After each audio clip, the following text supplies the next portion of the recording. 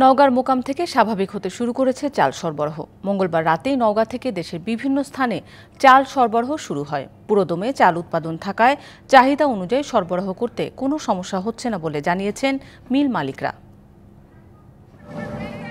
কোটা সংস্কার ঘিরে সহিংসতা এবং এর প্রভাবে কারফিউতে আটকে যায় নওগাঁ থেকে চাল সরবরাহ। নগদ অর্থ ও পরিবহন সংকটে সরবরাহ করা যাচ্ছিল না চাল।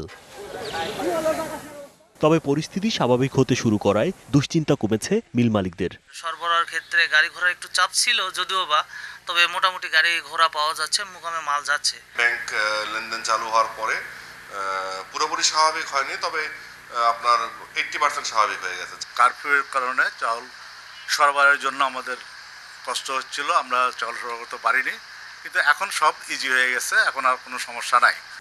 মঙ্গল ও বুধবার ঢাকা সহ দেশের বিভিন্ন জেলায় 20 ট্রাক চাল সরবরাহ করা হয়, আর বৃহস্পতিবার 200 ট্রাক চাল সরবরাহ করা হয় বিভিন্ন জেলায়। আমাদের উৎপাদন এই কারফিউর কারণে কোনো ব্যাহত হয়নি। আমাদের মিলগুলোর উৎপাদন স্বাভাবিক পর্যায়ে ছিল। চাল সরবরাহ স্বাভাবিক রাখতে সব ধরনের সহযোগিতার আশ্বাস জেলা খাদ্য নিয়ন্ত্রকের। যে কোনো সহযোগিতার জন্য আমরা প্রস্তুত আছি। আপনারা যে সহযোগিতা চাবেন পরিবহনের ক্ষেত্রে আমরা সেই সহযোগিতা আপনাদেরকে দিব। মিলারদের সাথে কথা বলেছি, তারা বলেছে যে এখন তাদের ব্যাংক ট্রানজেকশনেও কোনো সমস্যা হচ্ছে না এবং পরিবহনের ক্ষেত্রেও কোনো সমস্যা হচ্ছে না। নওগাঁ থেকে প্রতিদিন গড়ে 150টি ট্রাকে 2200 মেট্রিক টন চাল যায় দেশের বিভিন্ন স্থানে। DBC news desk.